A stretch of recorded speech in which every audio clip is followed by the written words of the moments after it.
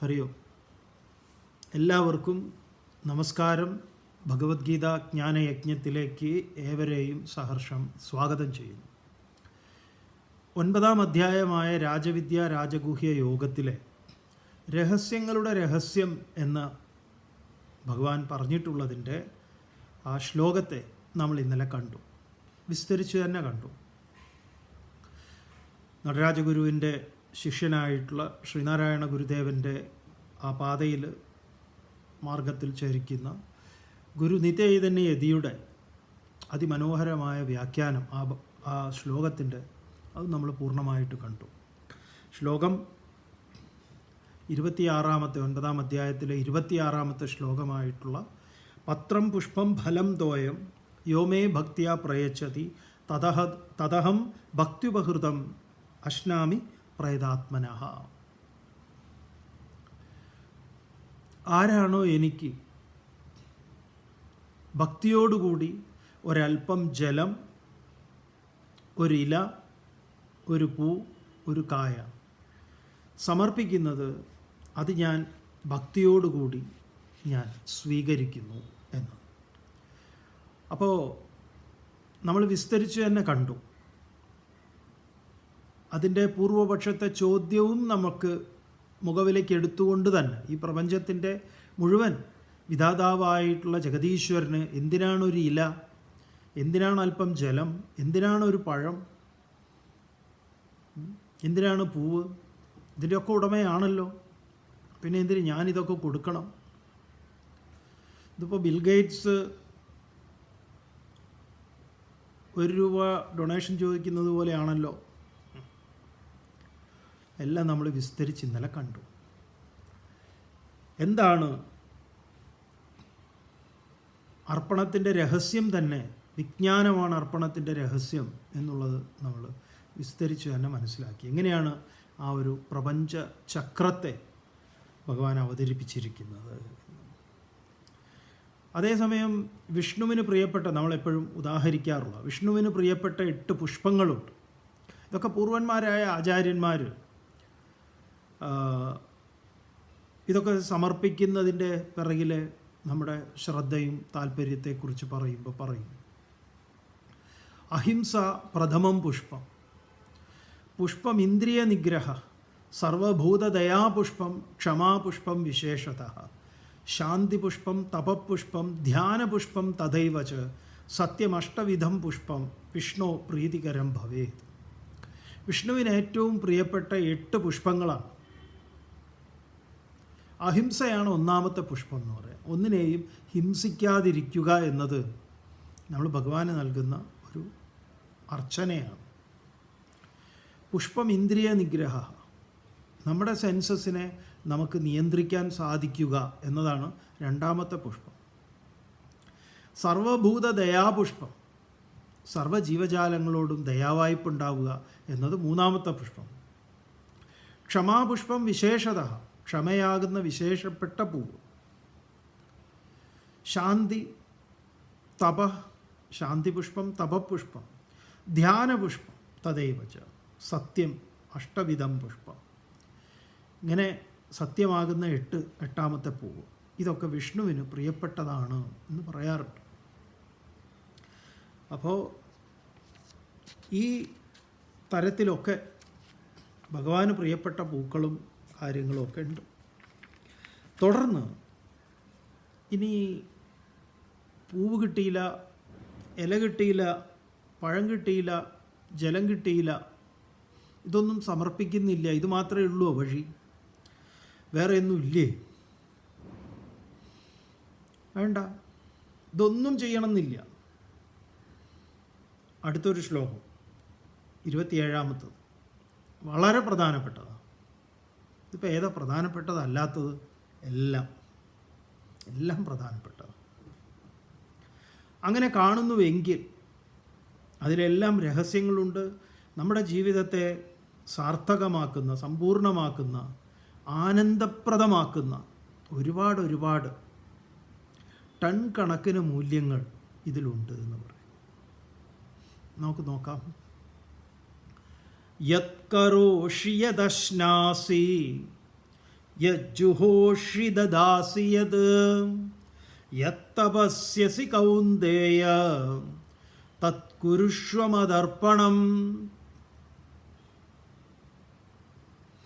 നീ അർജുന, നീ പൂവും കിണ്ടിയും വെള്ളവും പഴവും ഇതൊന്നുമില്ല, പോട്ടെ. നീ എന്തെങ്കിലുമൊക്കെ ചെയ്യുമല്ലോ. യത് കരോഷി, എന്താണ് നീ ചെയ്യുന്നത്? നമ്മൾ രാവിലെ ആയിക്കഴിഞ്ഞാൽ പല കാര്യങ്ങളും ചെയ്യുന്നുണ്ട്. യത് കരോഷി, എന്തൊക്കെ ചെയ്യുന്നു. യത് അശ്നാസി, എന്തൊക്കെയാണ് നീ ഭക്ഷിക്കുന്നത്. യത് ജുഹോഷി, വല്ല ഹോമാദി കാര്യങ്ങൾ വിളക്ക് എത്തിക്കുന്നത് മുതൽ എന്തെങ്കിലുമൊക്കെ ചെയ്യുന്നുണ്ടെങ്കിൽ. യത് ജുഹോഷി ദദാസിയത്, എന്തെങ്കിലും കൊടുക്കുന്നുണ്ടോ. യത് തപസ്യസി, എന്തെങ്കിലും തപസ്, കൊടുങ്കാട്ടിലൊന്നും പോയിട്ടല്ലെങ്കിലും ഏകാദശി പോലുള്ള എന്തെങ്കിലുമൊക്കെ വ്രതങ്ങൾ നോൽക്കുന്നുവെങ്കിൽ. യത് തപസ്യസി കൗന്ദേയ തത്, അത് മതർപ്പണം കുരുഷ്വ, നീ അത് എന്നിലേക്ക് സമർപ്പിച്ചേക്കും. അപ്പം എന്തായി? നമ്മുടെ ജീവിതത്തിൽ ഉടനീളം നമ്മുടെ എല്ലാ കർമ്മങ്ങളും ഈശ്വര പൂജയാണ്. ഇതിലും നല്ലൊരു സൗകര്യം വേറെ ഉണ്ടോ? പ്രത്യേകിച്ച് നിങ്ങളൊന്നും ചെയ്യേണ്ടതില്ല. ഇന്ന വിധത്തിലെന്ന് പറയേണ്ടതില്ല. ഇപ്പം അമ്പലത്തിൽ പോയി അവിടെ ക്യൂ നിന്ന് ഇത്ര നേരത്തെ എണീറ്റ് നട തുറക്കുന്നത് വരെ കാത്തുനിന്ന് ഒന്നും ഗീത പറയുന്നില്ല. ഭഗവാൻ പറയുന്നത് യത് കരോഷി, എന്താണ് നമ്മൾ ചെയ്യാൻ പോണത്? രാവിലെ എഴുന്നേൽക്കുന്നു. രാവിലെയായി നമ്മളങ്ങോട്ട് എഴുന്നേൽക്കുന്നുണ്ടല്ലോ. ഇതൊരു ചാടിപ്പിടിച്ചുള്ള ഒരു പരിപാടി അല്ലാതെ ഒരു ഒരു ഒരു ധ്യാനാവസ്ഥിത മനസ്സ് നമ്മൾ ആദ്യം കൈവരിക്കേണ്ടതുണ്ട്. അത് വളരെ പ്രധാനമാണ്. അത് വന്നു കഴിഞ്ഞാൽ എന്ത് രസമാണെന്നറിയോ? വീട്ടിൽ ഭാര്യയ്ക്ക് തന്നെ തോന്നും, എന്ത് പറ്റി ചേട്ടന്. കുട്ടികൾക്ക് തോന്നും, അച്ഛനാകെ മാറിപ്പോയല്ലോ അമ്മേ, വല്ല ലോട്ടറി അടിച്ചിട്ടുണ്ടോ? പാവം എടാ, 10 വയസ്സില്ലാതിരിക്കുക, പെട്രോളിന് കാശില്ല, പാവം. എന്താണെന്നറിയില്ല, സന്തോഷവാനാണ്. നിങ്ങളെക്കുറിച്ചൊക്കെ ഓർത്തിട്ടായിരിക്കും, ആ അമ്മയെ കണി കണ്ടിട്ടാ എന്നൊക്കെ കുട്ടികൾ തമാശ പറയും. ഇത് സാധാരണ അച്ഛൻ പതിവ് പോലെ എങ്ങനെയല്ല, എല്ലാവരെയും വഴക്ക് പറഞ്ഞുകൊണ്ടാണ് എണീക്കുന്നത്. അതൊക്കെ മാറണം. യത് കരോഷി, രാവിലെ അങ്ങോട്ട് തുടങ്ങുകയാണ്. രാവിലെ എഴുന്നേൽക്കുന്നു. മതർപ്പണം എന്നാണ്, എന്നെ സമർപ്പിച്ചുകൊണ്ട് എഴുന്നേൽക്കുക.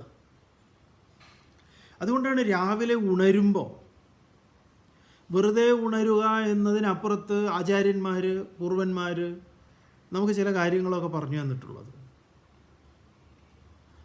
പ്രാതസ്മരണമുണ്ട്. ശങ്കരഭഗവത്പാദരുടെ പ്രസിദ്ധമായിട്ടുള്ള പ്രാതസ്മരാമി, ഞാൻ പ്രഭാതത്തെ സ്മരിക്കുന്നു. ഇങ്ങനെ ഹൃദി സംസ്ഫുരതാത്മതത്വം, ഹൃത്തിൽ സ്ഫുരതി, സദാ പ്രകാശിക്കുന്നു ആത്മതത്വം. സച്ചിത് സുഖം പരമഹംസഗതിം തുരീയം യത് സ്വപ്നജാഗര സുഷുപ്തമവൈതി നിത്യം തദ്ബ്രഹ്മ നിഷ്കളമഹം നജ ഭൂതസങ്കഃ. ആദ്യം തന്നെ ഉറപ്പിക്കണം, അത് ഞാൻ ഈ പഞ്ചമഹാഭൂതങ്ങളുമായിട്ട് കേവലം ചേർന്നിരിക്കുന്ന ഒരു ഭൂതങ്ങളുടെ സംഘാതമല്ല. ജാഗ്രത സ്വപ്ന സുഷുപ്തിക്കൊക്കെ അപ്പുറത്തുള്ള പരമഹംസഗതിയും തുരീയമായിട്ടുള്ള ആ സത്യമാണ് ഞാൻ. അതിനെ ഞാൻ സ്മരിക്കുന്നു. അത് മറന്നു പോകരുത്. ബാക്കി എന്തു മറന്നാലും അത് മറക്കരുത്, ഞാൻ ആര് എന്നത്. അപ്പം ആദ്യം അത് ഓർമ്മയുണ്ടെങ്കിലോ ബാക്കിയൊക്കെ ഓർമ്മ വന്നോളൂ. അപ്പം യത് കരോഷി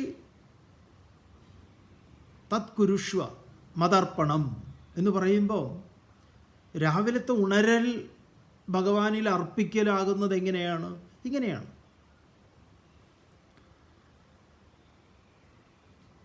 പിന്നെയാണ് നമ്മൾ പറയുന്ന കൈകളിലേക്ക് നോക്കിയിട്ട് കരാഗ്രേ വസുദേ ലക്ഷ്മി, കരമധ്യേ സരസ്വതി, കരമൂലേതു ഗോവിന്ദ, പ്രഭാതേ കരദർശനം. ഞാൻ എൻ്റെ കൈകളെ തന്നെ കാണുന്നു. എൻ്റെ കൈകളിലാണ് ധനം, ലക്ഷ്മി ഇരിക്കുന്നത്, അറിവിരിക്കുന്നത്, വിദ്യ ഇരിക്കുന്നത്, കർമ്മസ്ഥാനീയനായിട്ടുള്ള ഗോവിന്ദൻ ഇരിക്കുന്നത്. എൻ്റെ കൈകളെ കൊണ്ട് വേണം ഞാനിത് ചെയ്യാൻ. അല്ലാതെ ധനഭൈരവ യന്ത്രം വെച്ചതുകൊണ്ടോ, സങ്കട നിവാരണ ദുർഘട മോചന യന്ത്രം വെച്ചതുകൊണ്ടോ, തന്ത്രം വെച്ചതുകൊണ്ടോ നടക്കൂല. ഈ യന്ത്രവും മന്ത്രവും തന്ത്രവും ഒക്കെ ഇരിക്കുന്നത് കൈകളിലാണ്. കയ്യിലിരിപ്പ് നന്നായാൽ എല്ലാം നേരെയാവും. രാവിലെ നമ്മൾ ചെയ്യുന്നത് ഒരാൾക്ക് സമർപ്പിച്ചുകൊണ്ടാവുമ്പോൾ ഉണ്ടല്ലോ, ആ ചെയ്തികൾക്കെല്ലാം തന്നെ ഒരു മനോഹാരിത ഉണ്ടാവും. അതുകൊണ്ടാണ് അങ്ങനെ ചെയ്യുന്നവരാണ് ഗോപികമാരെന്ന് പറഞ്ഞത്. അവരുടെ എല്ലാ കർമ്മങ്ങളും അങ്ങനെയാണ്, സർവകർമ്മങ്ങളും. അങ്ങനെ നമുക്ക് ഞാനൊരു ഉപകരണമാണ്. നിമിത്തം മാത്രം ഭവസവ്യസാചിൻ, നീ ഒരു നിമിത്തം മാത്രമാണ്. അങ്ങനെയാണ് ആർക്ക് വേണ്ടി ഞാൻ പ്രവർത്തിക്കുന്നു, ആ ഒരാൾക്ക്, ആളുടെ ഇച്ഛയ്ക്ക് വേണ്ടി, അദ്ദേഹത്തിൻ്റെ തൃപ്തിക്ക് വേണ്ടി എവിടെയെങ്കിലും ഒരു സറണ്ടർ ചെയ്യപ്പെടേണ്ടതുണ്ട്. നീ എവിടെയെങ്കിലും ഒന്ന് സറണ്ടർ ചെയ്യണം അർജുന, എവിടെയെങ്കിലും അല്ല. ഇതെല്ലാ മണ്ടത്തരങ്ങളിൽ പോയി സറണ്ടർ ചെയ്യും, വേണ്ടടുത്ത് ചെയ്യില്ല. അപ്പം യത് കരോഷി, എന്തൊക്കെ ചെയ്യുന്നുവോ. അപ്പോൾ ആ യത് കരോഷിയിൽ എങ്ങനെയാണ് ഒരു സമർപ്പണം ഉണ്ടാവുക? ആ സമർപ്പണത്തിന് വേണ്ടിയിട്ടാണ് നിങ്ങൾക്ക് പ്രണവത്തെ സ്വീകരിക്കാം എന്ന് പറഞ്ഞത്. രാവിലെ എണീക്കുമ്പോൾ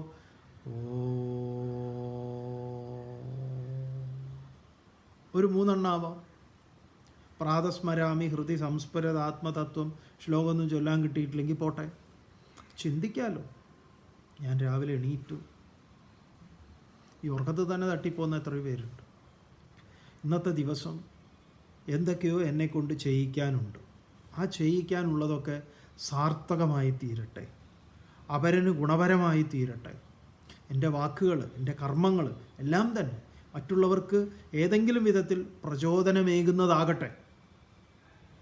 അതിനായിട്ട് ഹേ ജഗദീശ്വര, ഞാൻ അങ്ങേക്ക് സമർപ്പിക്കുന്നു. അപ്പം എന്താണെന്നറിയോ, ആ പറച്ചിൽ, വാക്കിൽ എല്ലാറ്റിലും ഒരു സുഖം ഉണ്ടാവും. രാവിലെ ഭാര്യ ഒരു ചായ കൊണ്ട് തന്നു, താങ്ക് യു. എന്താ ചേട്ടൻ പറഞ്ഞ? എടോ നന്ദി പറഞ്ഞതാണ്. അത് പതിവില്ലല്ലോ. അതെന്താ പതിവാക്കിക്കൂടെ? ഞാൻ ഇത്ര കാലവും നീ ഒരു ചായ എനിക്ക് തരുമ്പോൾ ഒരു നന്ദി വാക്ക് പറയാത്തതിനെക്കുറിച്ച് ഞാൻ ആലോചിച്ച് ഞാൻ ഖേദിക്കുന്നുണ്ട്.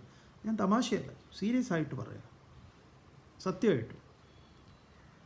ഞാൻ നന്ദി പറയേണ്ടതല്ലേ നിന്നോട്? ഇതൊന്നും ഒക്കെ ഉപരിപ്ലവമാണ്, അങ്ങനെയാണ് ഇങ്ങനെയാണ് നമുക്ക് പറയുമെങ്കിലും എനിക്ക് തോന്നുന്നു ഞാൻ അങ്ങേയറ്റം നന്ദിയുള്ളവനാണ്. Thank you. അപ്പോൾ അവർ വെൽക്കം. അങ്ങനെ നമുക്കൊരു കൃതജ്ഞത ഉണ്ടാവുന്നത് നല്ലതാണ്. കാര്യങ്ങൾക്കൊരു മാറ്റം ഉണ്ടാവുകയും ഒരു സമാധാനവും സന്തോഷവും ഉണ്ടാവും. ഇത് വീട്ടിൽ നമ്മൾ ഈ നിയമസഭയിൽ ഈ മുഖ്യമന്ത്രി അടുത്ത ദിവസം ഒരു കാര്യം പറഞ്ഞത് നമ്മുടെ ശ്രദ്ധയിൽപ്പെട്ടു. രാഷ്ട്രീയമല്ല, വളരെ വളരെ പ്രധാനപ്പെട്ടൊരു കാര്യമാണ്. ഇപ്പോഴത്തെ നമ്മുടെ ഈ മാറുന്ന സാഹചര്യത്തെക്കുറിച്ച് അദ്ദേഹം പറഞ്ഞത്, നമ്മുടെ കുടുംബങ്ങളിലൊക്കെ വലിയ ഉത്തരവാദിത്വമുണ്ട്. എല്ലാം ഉത്തരവാദിത്വം സർക്കാരിനുള്ളതല്ല. അദ്ദേഹം വിശേഷിപ്പിച്ചത് വീടാകുന്ന ഒരു പെട്ടി. ഈ പെട്ടി ഒന്ന് കൂട്ടി അടുത്ത പെട്ടിയിലേക്ക് ഇറങ്ങുക. അതായത് ആ ബസ്, സ്കൂൾ ബസ്സാണ്. ആ പെട്ടിയിൽ നിന്ന് സ്കൂളാകുന്ന, ക്ലാസ് റൂം ആകുന്ന പെട്ടി, പിന്നെ തിരിച്ച് വീടാകുന്ന പെട്ടിയിൽ. എന്തുകൊണ്ടാണ് വീട് പെട്ടിയാവുന്നത്? കാരണം ഓരോരുത്തരും ഓരോ ലോകത്തിലാണ്. അവിടെ ഭാര്യ ഭാര്യയുടെ ലോകത്തിൽ, ഭർത്താവ് ഭർത്താവിൻ്റെ ലോകത്തിൽ, കുട്ടികൾ പാവം ഒറ്റപ്പെട്ടവരായിട്ടിരിക്കും. അപ്പോഴാണ് അവർ ഈ ഫോണും അതും ഇതുമൊക്കെ നോക്കി അവർക്ക് ഈ വയലൻസും അതിലേക്കും ഇതിലേക്കൊക്കെ വരുന്നതും, ഈ ഡ്രഗ്സും ഇത്യാദികളൊക്കെ അവരുടെ, ഈവൻ കാർട്ടൂണിൽ പോലും എന്തുമാത്രം വയലൻസാണെന്നറിയോ? വയലൻസ് ഉള്ള കാർട്ടൂണുകൾ കുട്ടികൾക്ക് വലിയ ഇഷ്ടമാണ് ഇപ്പോൾ. അപ്പോൾ അവിടേക്കൊക്കെ ഈ ശ്ലോകത്തിന് എന്തെങ്കിലും പ്രസക്തി ഉണ്ടോ എന്ന് ചോദിച്ചാൽ തീർച്ചയായിട്ടും. അപ്പോൾ അത് നമുക്ക് എവിടുന്ന് തുടങ്ങണം? വീട്ടിൽ നിന്ന് നമ്മൾ തുടങ്ങണം. പരസ്പരം നമുക്ക് നന്ദി വാക്ക് ഓതുന്നതിൽ എന്താ കുഴപ്പം? അപ്പം നമ്മൾ ഈ നന്ദി പറയുമ്പോൾ, എടാ നന്ദി പറയാം അമ്മയോട് എന്ന് പറയേണ്ട ആവശ്യമൊന്നുമില്ല. കുട്ടികളും തുടങ്ങിക്കോളും പരസ്പരം എല്ലാവരും. ആ കാര്യത്തിലൊക്കെ നമുക്ക് ഇംഗ്ലീഷുകാരെ സ്വീകരിക്കാമല്ലോ. അവർ തൊട്ടതിനും പിടിച്ചതിനൊക്കെ നന്ദി പറയുന്നവരാ. ഒരു നന്ദിയൊന്നുമല്ല, ഡെയിലി ഒരു 100-150 നന്ദി ഉണ്ടാവും, എന്തിനും ഏതിനും.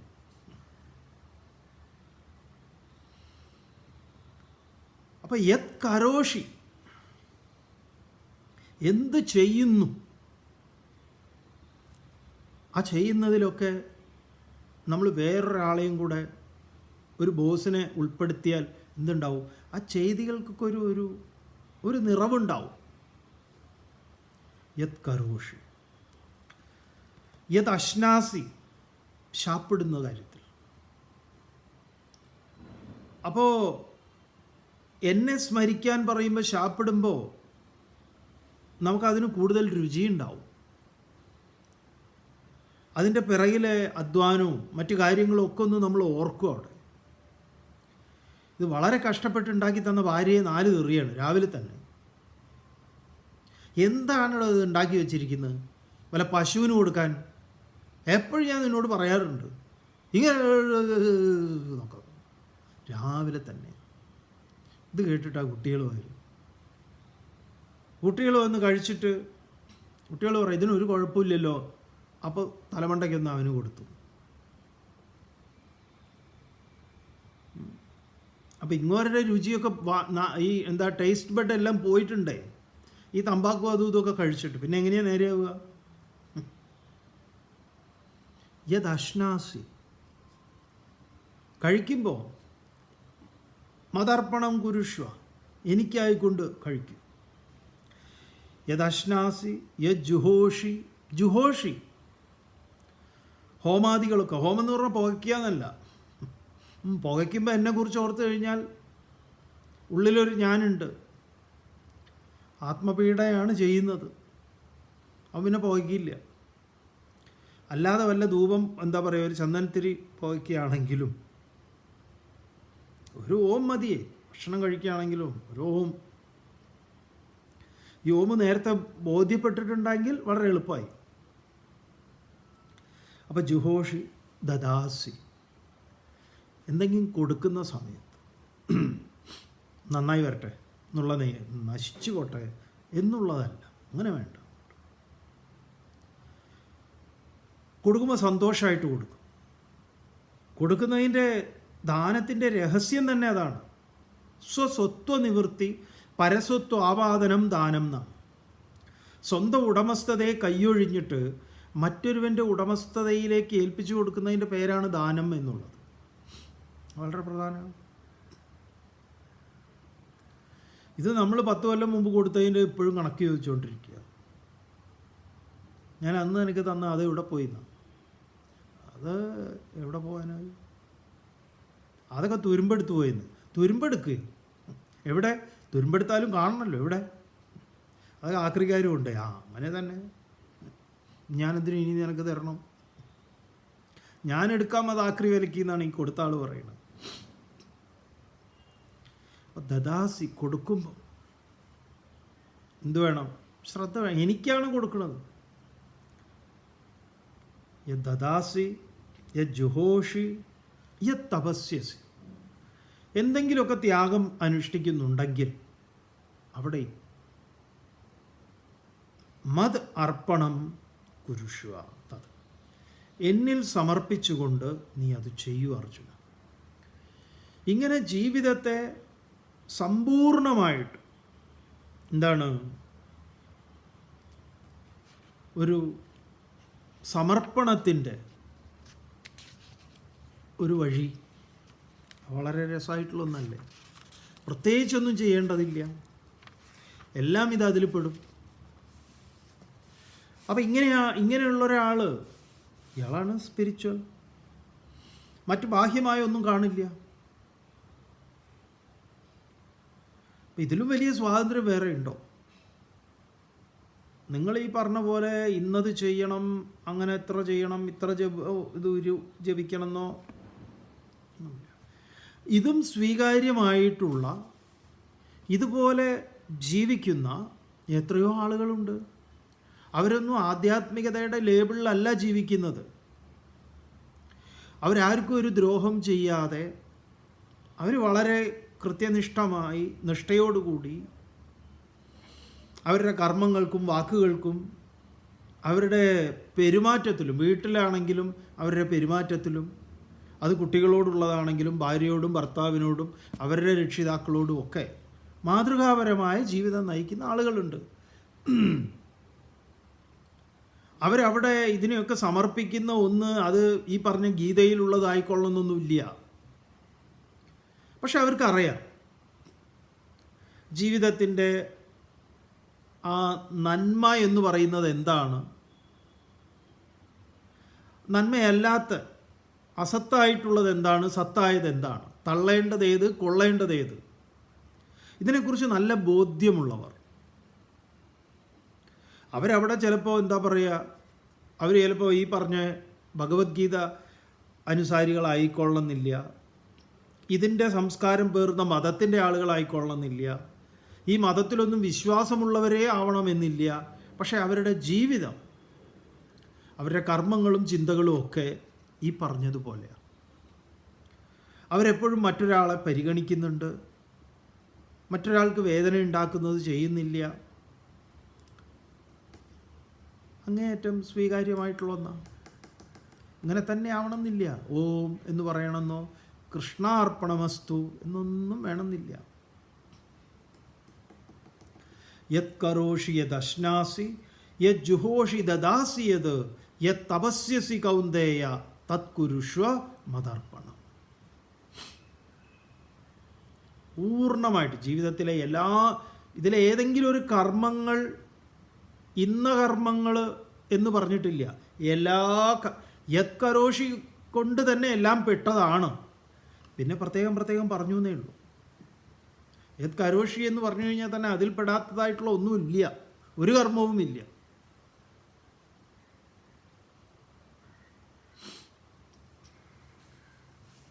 തുടർന്ന് 28ാമത്തെ ശ്ലോകം. ശുഭഫലൈരേവം മോക്ഷ്യസേ കർമ്മബന്ധനൈഃ സന്യാസയോഗയുക്താത്മാ വിമുക്തോ മാമുപൈഷ്യസി. ഹേ അർജുന, ഇപ്രകാരം ഏവം ശുഭാശുഭഫലൈഃ കർമ്മബന്ധനൈഃ മോക്ഷ്യസേ. ഇപ്രകാരമായാൽ എന്താണ് ഇതിൻ്റെ ഒരു ഗുണം? ഇപ്രകാരമായാൽ ശുഭ അശുഭ ഫലൈഹി, ശുഭം ഇഷ്ടം, അശുഭം അനിഷ്ടം, ഇങ്ങനെ ഇഷ്ടാനിഷ്ടങ്ങളാകുന്ന കർമ്മബന്ധങ്ങളോട് കർമ്മബന്ധനേഹി ത്വം മോക്ഷ്യസേ, നീ മോചിതനായിരിക്കും. അവിടെ അങ്ങനെ ഒരു ഗുണമുണ്ട്. നിനക്കൊരു സമർപ്പണം ഉണ്ടായിക്കഴിഞ്ഞാൽ പിന്നെ അവിടെ എന്തില്ല, ഈ രാഗദ്വേഷങ്ങൾക്ക് അല്ലെങ്കിൽ ദ്വന്ദ്വങ്ങൾക്ക്, ലാഭനഷ്ടങ്ങളുടെ ഒരു ഇടപാടിൽ നിന്ന് നീ മോചിതനായിരിക്കും. അങ്ങനെ ഒരു ഗുണമുണ്ട്. കർമ്മബന്ധനേഹി, അതിൻ്റെ ബന്ധനത്തിൽ നിന്ന് ത്വം മോക്ഷ്യസേ, നീ വേർപെട്ടവനായിത്തീരും. എന്തുകൊണ്ടെന്നാൽ ആ വേർപെട്ട അവസ്ഥയാണ് എന്താണ്, സന്യാസയോഗയുക്താത്മാ. അല്ലാതെ കാവ്യെടുത്ത് താടി നീട്ടി ഏതെങ്കിലും ഒരു പേരിട്ടത് കൊണ്ടല്ല സന്യാസിയാവുന്നത്. ഈ ഉടമസ്ഥതയെ കൈയൊഴിയുന്നതിലൂടെയാണ്.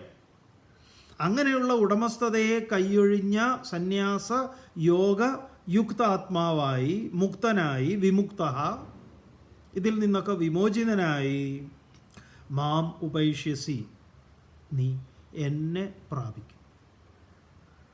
അപ്പം ഈ എന്നെ പ്രാപിക്കുന്ന വഴികൾ അനേകങ്ങളാണ്. അതുകൊണ്ടാണ് നമ്മൾ പറഞ്ഞത് ഈ സ്വർഗപ്രാപ്തിയുടെ വഴിയൊന്നും അങ്ങനെ പറയുന്നില്ല. കാരണം അത് ലക്ഷ്യമല്ല, അത് തിരിച്ചുവരവുള്ളതാണ്, അതൊരു ഗതികേടിൻ്റെ വഴിയാണ്. ഇങ്ങനെയാണെങ്കിലോ നീ എന്നെ പ്രാപിക്കും എന്ന് പറഞ്ഞു കഴിഞ്ഞാൽ പിന്നെ ഞാനും നീയും ഒന്നാണ്. കാരണം നീ ഇതിൻ്റെ കാരണത്തിൽ സറണ്ടർ ചെയ്തിട്ടുള്ള ആളാണ്. പിന്നെ മറ്റൊന്നും നിന്നെ സംബന്ധിക്കുന്നതല്ല. ഇതിനെ ഭഗവാൻ ഒന്ന് ഉറപ്പിക്കുകയാണ്. സമോഹം സർവഭൂതേഷു നമേ ദ്വേഷ്യോസ്തി ന പ്രിയഃ യേ ഭജന്തി തു മാം ഭക്ത്യാ മയി തേഷു ചാപ്യഹം. അപ്പം ഇതുവരെ പറഞ്ഞതിൽ നിന്നൊക്കെ ചിലപ്പോൾ ഈ ഭഗവാൻ ഇങ്ങനെ ചില ഇത്തരം ആളുകളോടൊക്കെ ചില പ്രത്യേക താല്പര്യങ്ങളും കാര്യങ്ങളൊക്കെ ഉണ്ടാവും, അല്ലാത്തവരോടോ ഒന്നും ഉണ്ടാവില്ല എന്നൊക്കെയുള്ള സംശയങ്ങളൊക്കെ തോന്നാം. ഏതായാലും അതിനൊക്കെ നിവാരണം വരുത്തിക്കൊണ്ട് പറയുകയാണ്,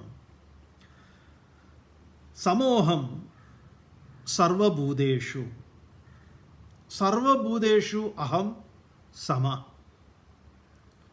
സർവഭൂതങ്ങളിലും ഞാൻ സമം ഹി, ഞാൻ സമമാണ്, ബ്രഹ്മമാണ്. സമം ഹി ബ്രഹ്മ. സർവഭൂതങ്ങളിലും അതിൽ ഏറ്റക്കുറച്ചിലുകളൊന്നുമില്ല. ഞാൻ ഏതിനെങ്കിലുമൊക്കെ ഉത്കൃഷ്ടം എന്നൊന്നും ഞാൻ എണ്ണിയിട്ടില്ല, പക്ഷെ പറയാൻ പോകുന്നുണ്ട്. അടുത്ത വിഭൂതി യോഗം വരികയാണ്, ഇതിൽ തന്നെ വരും അത്. എന്നാലും അതിനാമുഖമായിട്ട് പറയാം, എല്ലാറ്റിലും ഞാൻ എന്താണ്? സമം. മേ, എനിക്ക് ദ്വേഷ്യഃ ന, സത്യത്തിൽ എനിക്ക് ആരോടും ദേഷ്യമില്ല, ശത്രുതയില്ല. ഞാൻ ഒരാളെയും ശത്രുവായി എണ്ണുന്നില്ല. ആരെങ്കിലുമൊക്കെ എന്നെ ശത്രുവായി കാണുന്നുണ്ടെങ്കിൽ അത് അവരുടെ പ്രശ്നമാണ്. നമേ ദ്വേഷ്യഃ ന പ്രിയഃ ന, അതുകൊണ്ട് എനിക്ക് പ്രിയപ്പെട്ടവൻ എന്ന് പറയാൻ എനിക്കൊരു മിത്രം, നീ എനിക്ക് പ്രിയപ്പെട്ടവനാണെന്നൊക്കെ പറഞ്ഞിട്ടുണ്ട്. പക്ഷേ ഇപ്പോൾ ഇവിടെ പറയാണ്, നീ എനിക്ക് അങ്ങനെ പ്രിയപ്പെട്ടവനൊന്നും അല്ല. എനിക്ക് ശത്രുവില്ല. ദുര്യോധനൻ എൻ്റെ ശത്രുവല്ല, അർജുനൻ എൻ്റെ മിത്രവുമല്ല. എനിക്ക് ശത്രുവുമില്ല, മിത്രവുമില്ല. ഇത് തന്നെയായിരിക്കണം നമ്മുടെ ഈ നിലപാട്. നമുക്ക് ശത്രുവും വേണ്ട, മിത്രവും വേണ്ട. ഏതു, ആരൊക്കെയാണോ മാം ഭക്തിയാ ഭജന്തി, എന്നെ ഭക്തിയോടുകൂടി പരമമായ പ്രേമത്തോടുകൂടി ഭജന്തി. ഭജന്തി എന്ന് പറഞ്ഞാൽ ഇങ്ങനെ രാവിലെ കൊട്ടിപ്പാടുക എന്നുള്ളതാണോ? അല്ല, ഭജ് സേവായ. നേരത്തെ പറഞ്ഞതാ, യത് കരോഷി യത് അശ്നാസി യത് ജുഹോഷി ഒക്കെ അവരവരുടെ എന്തെന്ത് വ്യാപാരങ്ങൾ ചെയ്യുന്നുവോ അതൊക്കെ തന്നെ ഭക്തിയാ ഭജന്തി, അതൊക്കെ ഭജനമാണ്. അതുകൊണ്ടാണ് ഭക്തിയെ പ്രഹ്ലാദൻ്റെ നവധാ ഭക്തി പ്രസിദ്ധമായത്. എന്താണ് അവിടെ ഭക്തിയുടെ 9 തലങ്ങൾ? ശ്രവണം, കീർത്തനം, സ്മരണം, പാദസേവനം, അർച്ചനം, വന്ദനം, ദാസ്യം, സഖ്യം, ആത്മനിവേദനം. ഇതൊക്കെ ഭക്തിയുടെ തലങ്ങളാണ്. അതെല്ലാം നമ്മുടെ വ്യവഹാരത്തിൽ, നമ്മുടെ കർമാനുഷ്ഠാനങ്ങളിലെല്ലാം അനുവർത്തിക്കേണ്ടുന്നതുമാണ്. അപ്പോൾ ഭക്തിയാ ഭജന്തി, ആരാണോ അങ്ങനെ എന്നെ പ്രേമത്തോടുകൂടി സേവിക്കുന്നത്, അവരുടെ സേവനത്തിൽ ആ ഒരു പ്രേമം ഉണ്ടാവുന്നത്. തേ, അവർ, മയി അപി, അവർ എന്നിലാണ്. കാരണം അവർ ആ ഒരു തരത്തിലും നാശമില്ലാത്ത എന്നിൽ അവർ വർത്തിക്കുന്നു. ഞാനാകട്ടെ അഹം തേഷുച്ച, ഞാൻ അവരിലും. അങ്ങനെ ഞങ്ങൾ രണ്ടുപേരും പിന്നെ അവിടെ രണ്ടില്ല, ഞങ്ങളിൽ ഭേദമില്ല. ഇതാണ് ഹനുമാൻ സ്വാമി പറഞ്ഞത്.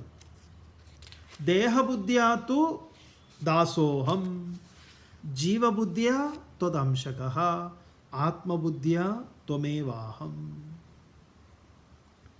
ശരീരത്തിൻ്റെ നിലവാരത്തിൽ ഞാൻ വേറെ, അങ്ങ് വേറെ.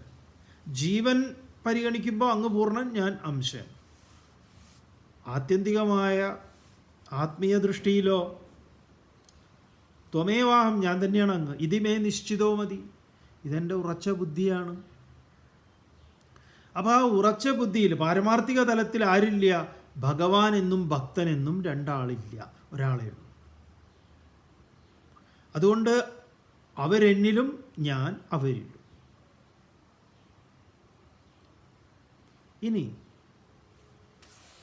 ഭഗവാൻ ഈ ഇതിൽ വളരെ പ്രധാനപ്പെട്ട ഒരു ശ്ലോകമാണ് 30-ാമത്തെ ഈ ശ്ലോകം. അതുകൊണ്ട് ഇതൊക്കെ മനസ്സിലാക്കിയാൽ നമ്മൾക്ക് തന്നെ കുറേ മാറ്റങ്ങളൊക്കെ ഉണ്ടാവും. മാറ്റം എന്ന് പറഞ്ഞാൽ നമ്മുടെ കാഴ്ചപ്പാടിൽ മാറ്റം ഉണ്ടാവും. എന്താ ഇവിടെ ഭഗവാൻ പറയണത്? അപി ചേത് സുദുരാചാരഃ ഭജതേ മാമനന്യഭാഗ് സാധുരേവ സമന്തവ്യഃ സമ്യക് വ്യവസിതോ ഹി സഃ. അപി ചേത് സുദുരാചാരഃ. സുദുരാചാരഃ അപി ചേത്. ദുരാചാരം എന്ന് പറഞ്ഞാൽ ദുർനടപ്പിൻ്റെ മൂർത്തി. ഡോക്ടർ ദുരാചാരി. സാൻമാർഗികത്തിൽ മൂപ്പര് ഡോക്ടറേറ്റ് എടുത്ത ആളാണ്. എന്തൊക്കെ വേണ്ടാതീനുണ്ടോ അതെല്ലാം ഉണ്ട്. അതിൻ്റെ എല്ലാം അപ്പോസ്തലനാണ്. അങ്ങനെയുള്ള ഒരുവൻ ആരാണ്? ദുരാചാരൻ. അപി മൂപ്പർക്ക് ഒരു നേരെ തോന്നി, ഇതൊന്നും ശരിയല്ല കേട്ടോ, ഞാനീ പോണ പോക്ക്. അങ്ങനെയുണ്ടല്ലോ പലരും. അപ്പോൾ ഒരു മാറ്റം ഇതാ, ആ ആള് സുദുരാചാരഃ അപി അനന്യഭാഗ് മാം ഭജതേ ചെയ്ത്, അവൻ മറ്റെല്ലാം മാറി എന്നെ ഭജിക്കുന്നു എന്നിരിക്കട്ടെ. രണ്ടും ഒരുമിച്ച് എന്നല്ല, അതിൽ നിന്നൊക്കെ മാറി. അതുകൊണ്ടാണ് ഇവിടെ അനന്യഭാഗ് മാം ഭജന്തേ, അതെല്ലാം വിട്ട് അവൻ എന്നെ ഭജിക്കുന്നു. അങ്ങനെ എത്രയോ ആളുകളുണ്ട്. സഹ അവനെ സാധുരേവ സമന്തവ്യ, അവനെ സാധുവായി മനസ്സിലാക്കണം, കണക്കാക്കണം എന്നാണ്. ഹി എന്തെന്നാൽ സഹ സമ്യക് വ്യവസിത, അവന് മനസ്സിനൊരു ഉറപ്പ് വന്നിട്ടുണ്ട്. അവൻ ഒരുപാട് അനുഭവങ്ങളിലൂടെ ഇങ്ങനെ കറങ്ങി കിറങ്ങി അവസാനം മനസ്സിലായി, ഇതല്ല എന്ന്. മറ്റത് ഈ മാർഗവും കൂടെ പുതിയ തട്ടിപ്പിന് വേണ്ടി ഉപയോഗിക്കും, അത് വേറെ. നമ്മളെപ്പോഴും ഇതിങ്ങനെ ഈ വഴിയിലെടുക്കുമ്പോൾ ഉടനെ ഇതുമായിട്ട് ബന്ധപ്പെട്ടൊരു കാവി, ഒരു പേര് അങ്ങനെ കാണരുത്. അത് ആ വിധത്തിലല്ല ഇതിനെക്കുറിച്ച് പറഞ്ഞിരിക്കുന്നത്. തുടർന്ന് വരുന്ന ഭാഗങ്ങൾ അർജുന നമുക്ക് നാളെ കാണാം. ഓം പൂർണ്ണമദഃ പൂർണ്ണമിദം പൂർണ്ണാത് പൂർണ്ണമുദച്യതേ പൂർണ്ണസ്യ പൂർണ്ണമാദായ പൂർണ്ണമേവാവശിഷ്യതേ. ഓം ശാന്തി ശാന്തി ശാന്തി.